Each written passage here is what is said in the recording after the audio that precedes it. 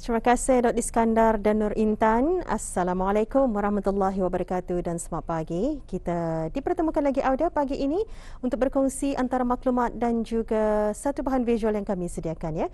Dan saya mengharapkan Auda penonton dalam keadaan sihat walafiat pagi ini.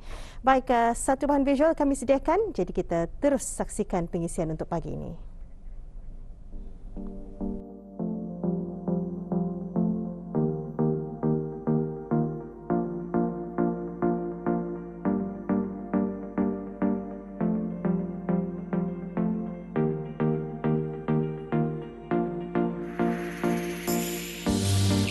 Penternakan kambing adalah perniagaan.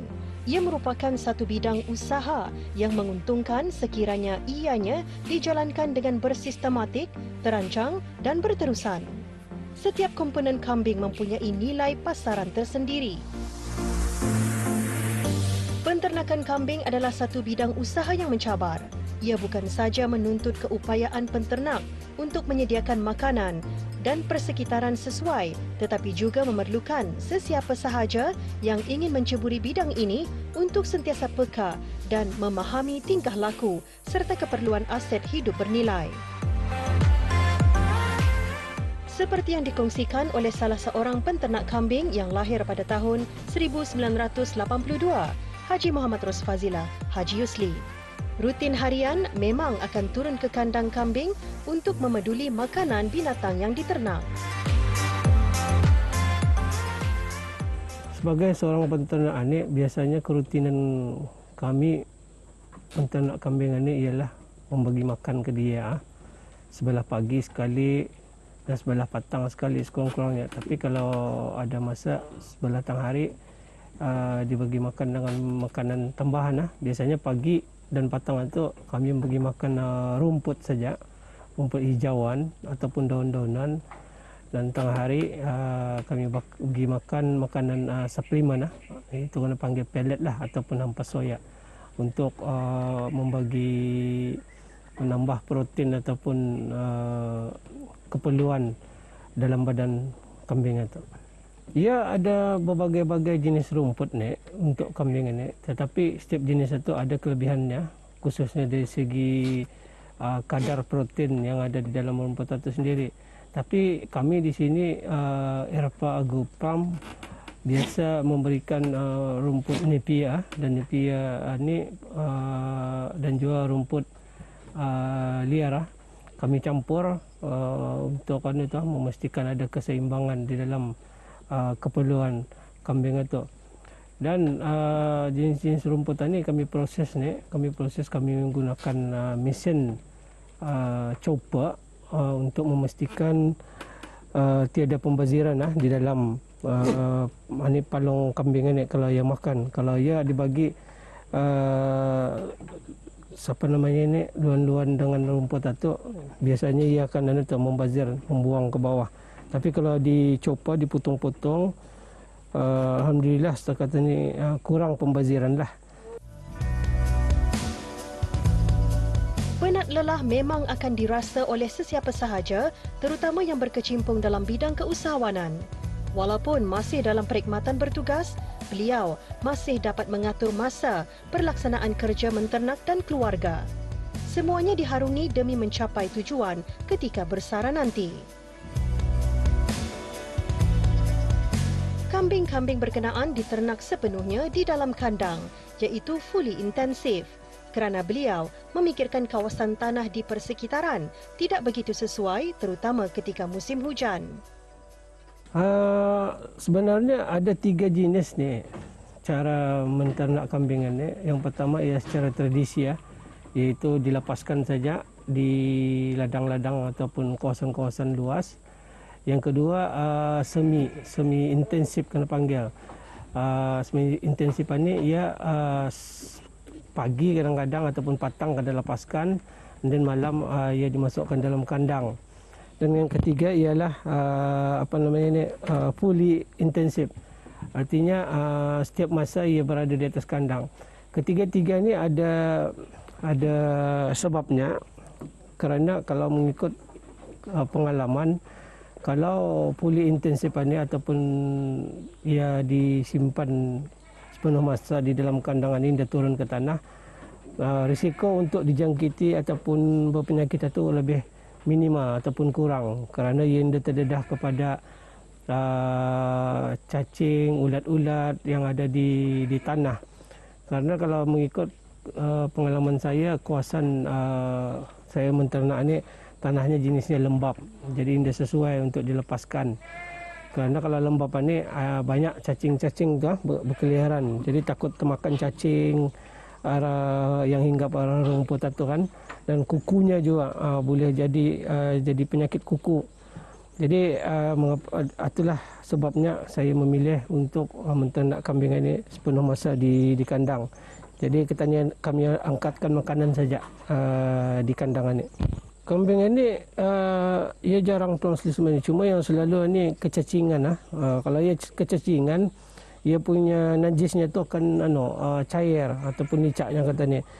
Jadi ubatnya ialah kalau ubat tradisional kami biasa membagi daun kulim papa ataupun daun nangka.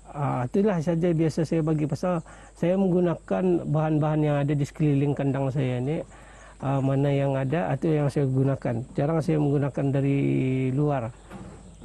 Saya biasa menggunakan ubat tradisi lah, ubat-ubatan tradisi ni untuk memastikan kambing saya ni boleh hidup dengan sihat. Itulah. Hampir setiap orang akan melalui hari tua dan pada suatu ketika akan tiba masa untuk setiap daripada kita menempuh zaman persaraan. Adakah persediaan kewangan sebelum persaraan sudah mencukupi untuk menampung kos sara hidup dan kesihatan di hari tua kelak? Menternak kambing inilah yang dipilih oleh beliau sebagai persiapannya di hari persaraan nanti. Mula-mula saya berminat dalam ataupun berkecimpung dalam dunia ternakan kambing ini, saya melihat kawan-kawan daripada media sosial kan. Jadi di sana timbul minat itu, jadi saya cuba hubungilah kawanan ni. Ya, kawanan ni tinggal di Belait ni, di Belait. Jadi saya hubungi macam mana akan belajar kambingan ni, apa caranya. Sekali ia membagi nasihat lah sebelum menternaknya, baik sekolah dulu ataupun menuntut ilmu. Pasal menternak kambingan ni dia sama dengan berkabun. Kalau berkabun boleh lagi ditinggalkan kan, lepas diberi makan apa walaupun dia disiram, hidup joyak. Ini kita ni menjaga nyawa binatang. Jadi perlu ada ilmu lah sekurang-kurangnya. Kita ni tahu apa perlu dibuat sebelum menternak kambing. Jadi di sana saya belajar kawan, kemudian mengikuti kelas-kelas ataupun kursus daripada yang diusahakan sendiri oleh peternak-peternak kecil dan sederhana di negara Brunei Darussalam ini. Jadi dari sanalah saya belajar sampai hari ini, masih lagi belajar macam mana kaedah yang terbaik untuk menternak kambing ini, macam mana caranya untuk memastikan kambing ini sihat dan boleh berkembang biak. Itu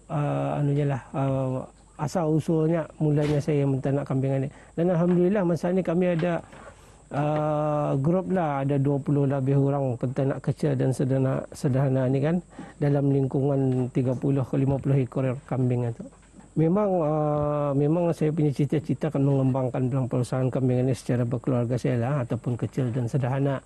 InsyaAllah lah di masa akan datang, mungkin satu hari nanti saya mengharapkan Irfa Agro Farm ini boleh berkembang dan juga boleh melahirkan lagi, membiakkan lagi banyak kambing-kambing yang sedia adanya, dan insyaAllah mudah-mudahan juga boleh support Ketani punya permintaan lokal ni. Memang Ketani pun sedia maklum bahawa permintaan kambing ini sangat tinggi ya, terutama untuk ibadah-ibadah kurban dan akikah ni. Dan insyaAllah kita cubalah daya upaya dengan melibatkan keluarga-keluarga terdekat saja dulu. Di samping itu juga kan masa ni musim Covid ni memang payahlah. Jadi itulah saja dulu untuk sebelum kami mengembangkan dengan lebih jauh lagi.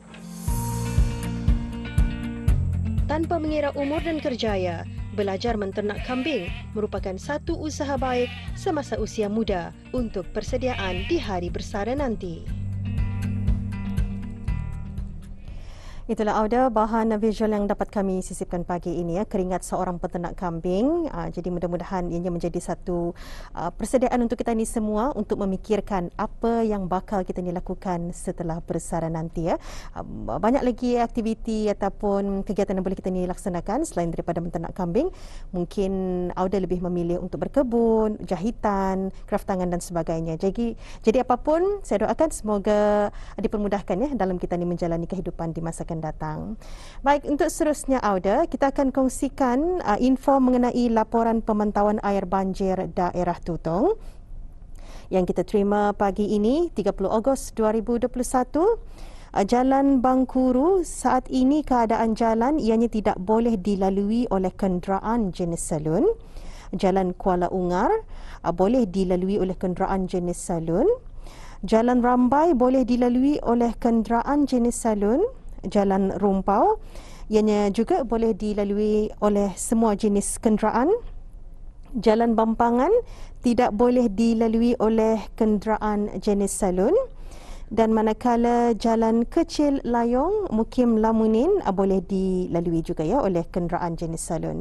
Jadi itulah ada maklumat terkini mengenai keadaan jalan di kawasan Mukim Rambai dan juga Jalan Kecil Layong Mukim Lamunin. Dan info terakhir saya kongsikan di sini, Jabatan Daerah Tutong, Badan Kemajuan dan Kreatif Daerah Tutong, Suka dan Impak Tutong Youth Movement akan melaksanakan Pakai Mask inisiatif Jaga Keselamatan Kami, Jaga Keselamatan Semua. 3 inisiatif utama iaitu kempen Pakai Sungkup Muka memberi kesedaran kepada masyarakat, Face Mask Donation Drive memberi sumbangan sungkup muka kepada masyarakat yang memerlukan, dan Face Mask Drop Off Point menubuhkan pusat penerimaan sumbangan sungkup muka daripada orang ramai iaitu pada jam 9 pagi hingga jam 2 petang di bangunan lama Pejabat Daerah Tutong, Jalan Enci Awang, Pekan Tutong. Anda boleh menghubungi di talian 8836 893 atau di talian 7372043.